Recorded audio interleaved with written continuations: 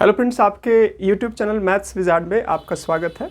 तो आज के इस वीडियो में कुछ मैंने पॉइंट नोट डाउन किया है, जैसे कि आपका EMRS का एग्ज़ाम डेट्स कब होगा, सीटेट एग्ज़ाम के बारे में बात करेंगे, BPSC टीचर वैकेंसी जो 2.0 आई है सेकेंड फेज उसके बारे में बात करेंगे, DSSS की टीचिंग वैकेंसी के बारे में बात करेंगे, साथ ही साथ सब्जेक्ट स्पेसिफिक पार्ट कितना इंपॉर्टेंट रोल प्ले करता है आपके किसी पार्टिकुलर एग्ज़ाम के लिए, साथ ही साथ जनरल पार्ट भी इंपॉर्टेंट होता है और कुछ बातें पॉजिटिव बात करेंगे। तो आपको क्या करना है, इस वीडियो को जो है वो शुरू से लेकर क्लास तक देखना है ताकि आपका कोई भी पॉइंट जो है वो मिस ना हो। और मेरी पूरी कोशिश रहती है कि मैं एक ऑथेंटिक इन्फॉर्मेशन आपके तक पास करूँ। तो आपको इस वीडियो को जो है शुरू से लेकर क्लास तक देखना है ताकि आपके मन में कोई भी डाउट न रहे।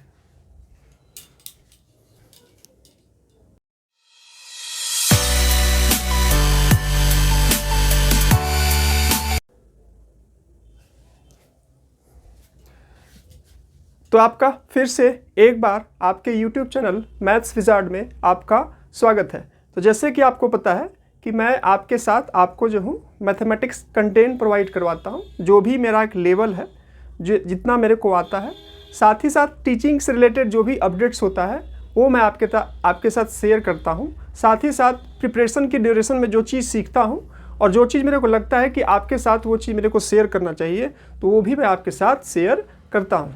तो वीडियो की स्टार्टिंग में मैंने बता दिया था कि आज किस किस बात पर डिस्कस करेंगे, तो चलिए पॉइंट बाय पॉइंट जो है हम लोग उस बात पर डिस्कस करते हैं ताकि जो है वो आपका जो भी ड्यूरेशन ऑफ वीडियो हो वो आपका एकदम इम्पॉर्टेंट रहे और वीडियो में आपका कुछ फालतू की बातें ना रही, क्योंकि टाइम बहुत इम्पॉर्टेंट है। तो चलिए हम लोग बात करते हैं। तो अभी बहुत कुछ चीज़ें चल रही है, बहुत चीज़ों का अभी एग्ज़ाम डेट आपका अनाउंस नहीं है और बहुत सारी वैकेंसी आनी थी लेकिन अभी तक आई हुई नहीं है। ठीक है, खैर वैकेंसी का आना, एग्ज़ाम का होना हमारे हाथ में नहीं है। हमारे हाथ में सिर्फ और सिर्फ जो है हमारा प्रिपरेशन है। हम कितने अच्छे से प्रिपरेशन करते हैं और आने वाले अपॉर्चुनिटीज़ के लिए कितने प्रिपेयर हैं, कितने तैयार हैं, कितने रेडी हैं, वो ही जो है वो डिपेंड करता है। और इस टाइप से हमारा एग्ज़ाम बहुत अच्छे से जाता है। इस टाइप से हम अपने एक पार्टिकुलर गोल को जो है अचीव कर पाते हैं। तो चलिए बात करते हैं। तो पहले बात करते हैं आपका EMRS एग्ज़ाम डेट का क्या सीन है, आपका कब इसका एग्ज़ाम होगा। तो देखिए, इसकी एग्ज़ाम के डेट्स की जो चीज़ें चल रही थी वो आपकी अक्टूबर से ही चल रही थी कि अक्टूबर में हो जाएगी। फिर बातें कुछ चली कि आपका नवंबर में होगी, कुछ बातें चली कि दिसंबर में होगी। खैर अभी तो दिसंबर का मंथ आया नहीं है, लेकिन अगर बात किया जाए तो पार्टिकुलरली आपका जो है वो किसी भी कोई भी एग्ज़ाम होता है तो उसका एटलीस्ट जो है वो 20-21 डेज़ या आपका मंथ्स पहले उसका डेट्स आ जाता है। बट अभी तक इसका डेट अभी तक नहीं आया। हो सकता है कि बहुत सारे, अभी आपको पता है कि छुट्टियों का टाइम चल रहा था, दशहरा आपका गुजरा, फिर उसके बाद आपका दिवाली गुजरा, उसके बाद अभी आपका छठ ही निकल रहा है। तो हो सकता है कि कुछ चीज़ें जो है आपको जल्द ही आने वाले अपकमिंग नेक्स्ट वीक में आपको देखने को मिले इसके एग्ज़ाम डेट्स से रिलेटेड कुछ अपडेट। ठीक है, साथ ही साथ कुछ ऐसी बातें सुनने में आ रही है कि आपका दिसंबर मंथ में बहुत सारे पेपर हैं, स्टेट लेवल के भी, सेंट्रल लेवल के भी। तो ये इनके एग्ज़ाम कंडक्ट करवाने वाले जो है वो बहुत सारे जगहों पर ये सेंटर का ये देख रहे हैं कि क्या है कैसा है। तो ऐसा कुछ सीन सुनने में आ रहा है कि आपकी जो है ये इसके सेंटर ऑफलाइन सेंटर में कुछ प्रॉब्लम आ रहा है। तो कुछ जो है इसी कारण से अभी तक इसके स्पेसिफिक इन्फॉर्मेशन आई नहीं है। लेकिन ऐसी बातें चल रही है कि आपका इसके एग्ज़ाम जो है वो 20-22 से आपका जो है वो 20-22 दिसंबर से आपका कुछ समथिंग या 16 से कुछ आपका स्टार्ट होगा। तो अभी भी कुछ आपका लेट है आपका नवंबर गुजरने में।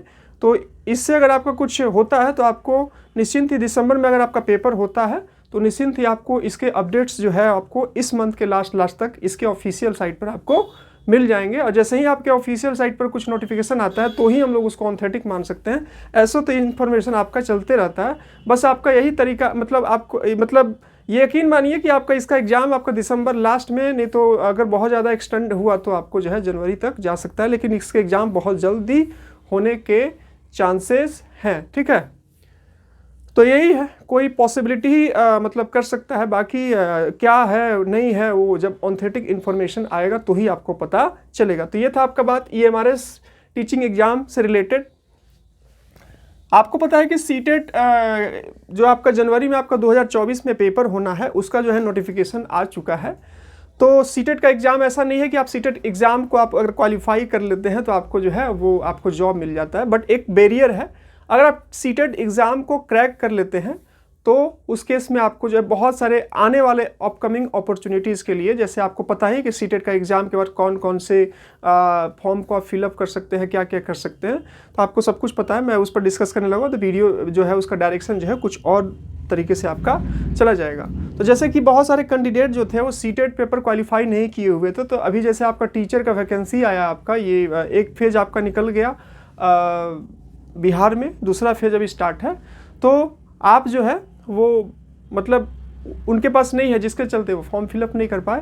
तो अगर आपने सब कुछ कर रखा है, अगर आप सीटेट मतलब क्वालिफाई नहीं है, तो आपको सीटेट का एग्ज़ाम दे करके जो है वो लेवल 1 लेवल 2 जो भी है आपका जो क्वालिफिकेशन है उसके अकॉर्डिंग आपको उस पर क्वालिफाई कर लेना चाहिए। और ये जो एक और बैरियर है उसको जो है कंप्लीट कर लेना चाहिए, ताकि आने वाले टाइम में कोई अगर आपको अपॉर्चुनिटीज़ अगर आपको मिलता है तो आपका वो अपॉर्चुनिटी मिस ना हो। तो सीटेट की फॉर्म आई हुई है और इसमें थोड़ा ऐसा नहीं है कि एकदम हलवा सा आपका एग्ज़ाम है, इसमें थोड़ा मेहनत करना पड़ता है। तो आप इस पर मेहनत करें और फॉर्म फिलअप करके आप इसको पेपर को टारगेट करें, जो है आप बहुत सारे वैकेंसीज़ के लिए आप जो है वो इसके लिए एलिजिबल हो जाइएगा।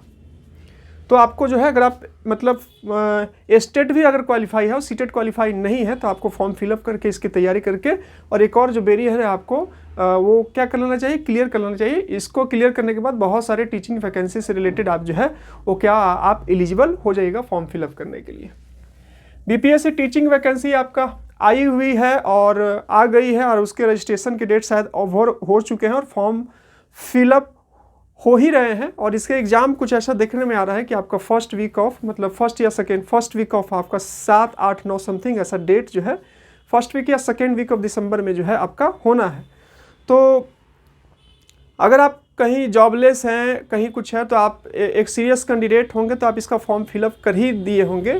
तो आपको जो है अच्छे से एनसीईआरटी के बुक को आप अगर किसी कोर्स लेकर के अगर आप इसका प्रिपरेशन कर रहे हैं तो ठीक है, आप कोर्स लीजिए, लेकिन साथ साथ अपना भी कंटेंट को क्या कीजिए, अच्छे से उसको ढूंढिए, उसको कलेक्ट करिए और इसका प्रिपरेशन अच्छे से करिए। सीटें काफ़ी अच्छी खासी है और थोड़े से भी आप अगर सीरियस कैंडिडेट हैं, अच्छे से आप इसका प्रिपरेशन करिएगा तो आप आराम से इस एग्ज़ाम को निकाल सकते हैं। एक एग्ज़ाम आपका निकल जाएगा, उसके बाद आपको जो भी मनपसंद है, आपके स्टेट का जॉब, आपके सेंट्रल का जॉब, आपको केवीएस एनबीएस जहाँ भी जाना है, एक बार आप सेटलमेंट हो जाइएगा, उसके बाद आपका माइंड सेटअप हो जाएगा। और पॉजिटिव जब एक एग्ज़ाम निकलता है ना तो माइंड सेट में आपका पॉजिटिविटी आ जाता है और आप बहुत सारे एग्ज़ाम को क्रैक करने लगते हैं और आपको जो एग्ज़ाम जहाँ जाना है वहाँ पर आप जा सकते हो। तो पहले ये अपॉर्चुनिटीज़ है, आप जो है वो इसको जो है इसको टारगेट कर सकते हैं अगर आप एक सीरियस कैंडिडेट है और आपको लगता है कि आप बिहार में जाकर के जॉब कर सकते हैं। तो DSSS टीचिंग वैकेंसी आपका, इसकी वैकेंसी जो है वो आनी थी आपकी इसी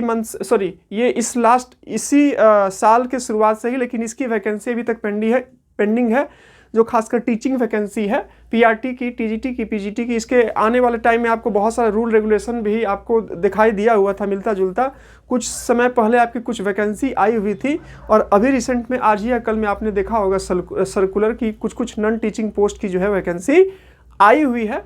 तो अब आ रही है। मैं जो कहना चाह रहा हूँ आप उसको कनेक्ट करने की कोशिश करिएगा कि अब आनी स्टार्ट हो गई है, तो आपको जो है बहुत जल्द आपको जो है वो आते हुए आपको दिखाई देगी। ये भी एक एग्ज्यूम किया जा सकता है, पॉसिबिलिटी लगाया जा सकता है कि कुछ वैकेंसी आई है तो इससे रिलेटेड भी आएगी, ठीक है।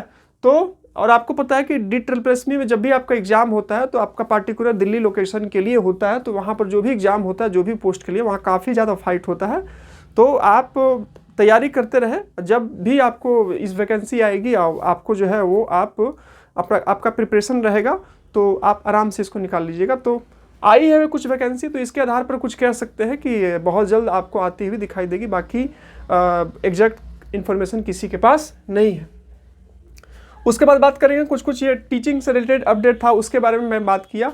अब जो बात आपके प्रिपरेशन से रिलेटेड है, जैसे कि आप बीपीएससी को टारगेट कर रहे होंगे, आप ईएमआरएस को टारगेट कर रहे होंगे, इसके बारे में बात करते हैं कि उसका प्रिपरेशन को, तो देखिए, या फिर आप बहुत सारे एग्जाम और अब DSSC का भी वेट कर रहे हैं तो उसके बारे में बात करते हैं। तो देखिए, सब्जेक्ट स्पेसिफिक पार्ट, अगर आप टीजीटी और पीजीटी को भी टारगेट कर रहे हैं, टीजीटी एग्जाम और पीजीटी एग्जाम को अगर आप टारगेट कर रहे हैं, तो किसी भी टीजीटी और पीजीटी एग्जाम में, चाहे आपका सेंट्रल लेवल का एग्जाम हो, चाहे आपका ये स्टेट लेवल का एग्जाम हो, तो टीजीटी और पीजीटी पार्टिकुलर सब्जेक्ट स्पेसिफिक का इंपॉर्टेंट रोल मतलब रहता है। तो आपको जो है इस पर क्या करना चाहिए, अच्छे से आप इसको जो है प्रिपेयर कर लीजिए, इसको प्रिपेयर रखिए, जो भी एग्जाम आएगा वहाँ पर आपको पूछा जाएगा और सीधा सीधा बात, आपकी सब्जेक्ट पार्ट बहुत अच्छे से रहेगी, पकड़ बहुत अच्छे से रहेगी। तो आप चाहे सेंट्रल की वैकेंसी आए, चाहे आपका DSSC भी आए, चाहे आपका स्टेट का भी हो, आराम से आप एग्जाम को तुरंत से क्वालिफाई कर लेंगे।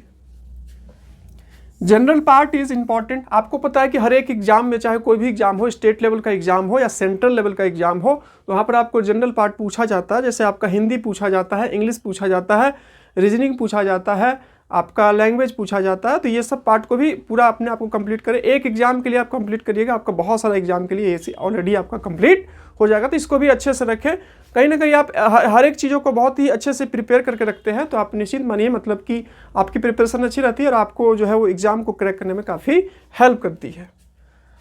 फिर आपका कंटिन्यूटी आपका बहुत इम्पॉर्टेंट रोल प्ले करता है किसी भी एग्ज़ाम को क्रैक करने के लिए। अगर आप अपने आप को कंटिन्यूटी में रखते हैं और आप जो है प्रिपरेशन हमेशा करते रहते हैं, तो आप जो है एक पॉजिटिव्स के साथ रहते हैं, आप मतलब अपने आप को प्रैक्टिस में रखते हैं, आप अपने आप को टॉपिक से कनेक्ट रखते हैं, और ये सब चीज़ें आपको जो है वो क्या करती है, एग्ज़ाम को क्लियर करने में हेल्प करती है। और अगर आप गैप कर देते हैं, आप कंटिन्यूटी ब्रेक कर देते हैं, तो कहीं ना कहीं आपको जो है प्रॉब्लम कर सकता है, क्योंकि कंटिन्यूटी ब्रेक नहीं होना चाहिए। कंटिन्यूटी का बहुत बड़ा एक इंपॉर्टेंट रोल होता है हर एक चीज़ों में आपका जो है, चाहे वो आप एग्जाम की बात कर ले, चाहे लाइफ के अदर फील्ड के बारे में बात कर ले, तो कंटिन्यूटी का एक बहुत बड़ा इंपॉर्टेंट रोल होता है। तो उसके बारे में भी आपको जो है वो क्या करना चाहिए, हमेशा प्रिपरेशन को जो है वो कंटिन्यूटी में रखिए। ये आपको बहुत हेल्प करेगा कोई भी एग्जाम को क्लियर करने में। एक और चीज़ ऐड करना चाहूँगा मैं यहाँ पर, SSC एग्ज़ाम 2024, आपको पता है कि कुछ ही दिन पहले आपका जो है SSC एग्ज़ाम कैलेंडर रिलीज हुआ है कि कौन कौन सा आपका एग्ज़ाम जो है 2024-2025 में होगा। तो अगर आप टीचिंग की भी तैयारी करते हैं और आप अपना एक लेयर बढ़ाना चाहते हैं, आपके पास टाइम है, मतलब आपका एज बचा हुआ है, तो इन सब भी कुछ एग्जाम को आप टारगेट कर सकते हैं। कुछ पार्ट जो है आपको वो टीचिंग के लिए भी प्रिपेयर हो जाएंगे, और साथ ही साथ आपका SSC का भी पार्ट प्रिपेयर हो जाएगा। मेन टारगेट आपका होना चाहिए कि अगर आप जॉबलेस है तो कहीं ना कहीं आपको एक पार्टिकुलर जॉब मिल जाए, और उसके बाद आपको जहाँ पर भी जाना है उसको चूज़ करिए फिर अपने आप। तो यहाँ पर भी आप जो है, यहाँ पर भी इसके प्रॉपर नोटिफिकेशन आ चुके हैं कि आपका SSC CGL का एग्ज़ाम कब होगा, आपका जो है वो CHSL का कब आएगा। तो ये सब पूरा आपका जो है वो मतलब डिसाइडेड है कि कब क्या होना है, ठीक है। तो इसको भी आप टारगेट कर सकते हैं, डिपेंड आपके ऊपर करता है कि आप करते हैं कि नहीं करते। कोई भी आपको सजेशन दे सकता है, उस सजेशन को फॉलो करना आपकी मर्जी है। अगर आप उसको फॉलो करते हैं, कोई भी अच्छा सजेशन देता है, अगर आप उसको फॉलो करते हैं तो आपके लिए बेनिफिशियल है। अगर आप नहीं फॉलो करते हैं तो फिर वही कोई भी चीज़ आप, कोई भी काम आप करिएगा तब तो कुछ होगा, आप कीजिएगा ही नहीं तो कैसे होगा, ठीक है। तो यही सब कुछ बातें थी जो कि चल रही थी, मेरे को लगा कि आपको एक बार बताना चाहिए, आपके साथ कुछ डिस्कस करनी चाहिए, ठीक है। ऐसे ही मैं छोटा छोटा वीडियो जो भी है वो लाता रहूँगा आपको, और ख़ुद को मोटिवेट करने की कोशिश करूँगा। बाकी वीडियो पसंद आया तो वीडियो को लाइक कर दीजिएगा, और चैनल से कुछ भी हेल्प मिला तो चैनल को सब्सक्राइब कर दीजिएगा। और डिस्क्रिप्शन बॉक्स में आपको जो है वो टेलीग्राम चैनल का और व्हाट्सअप चैनल का लिंक है, वहाँ पर जो भी मेरे को जहाँ से भी इन्फॉर्मेशन मिलता है मैं क्या करता हूँ, तुरंत उस पर फॉरवर्ड कर देता हूँ, ताकि जो भी लोग मेरे से कुछ जो भी मतलब जुड़े हुए हैं वो हमेशा अपडेटेड रहे और कोई भी इन्फॉर्मेशन उनसे मिस ना हो। तो एक छोटा सा वीडियो था, आई होप कि आपको एक वीडियो पसंद, मतलब ये वीडियो आपको पसंद आया होगा, और अगर आपकी कोई क्यूरियोसिटी रही होगी तो इस वीडियो के माध्यम से आपकी क्यूरियोसिटी कुछ ना कुछ शांत हुई होगी, ठीक है। तो यही सब चीज़ें चल रही है। आई होप कि आपको वीडियो पसंद आया होगा। तो मिलते हैं नेक्स्ट वीडियो में, तब तक के लिए जय हिंद, वंदे मातरम। प्रिपरेशन करते रहिए, अपने आप को कंटिन्यूटी में रखिए। बहुत सारी चीज़ें हैं आपका अचानक से होंगी, और एक बार जैसे ही आपका सिलेक्शन हो जाएगा, ये जो चीज़ें चल रही हो आपका सब कुछ शांत हो जाएगा। तो कंटिन्यूटी करते रहिए, मतलब कंटिन्यूटी में रहिए और प्रिपरेशन करते रहिए, क्योंकि प्रिपरेशन ही है जो आपका क्या करेगा, आपका सिलेक्शन दे करके जाएगा। और आपको क्या करना है, सिलेक्शन ही लेना है। चलिए मिलते हैं फिर नेक्स्ट वीडियो में। Thank you friends, thank you for watching my video, thank you.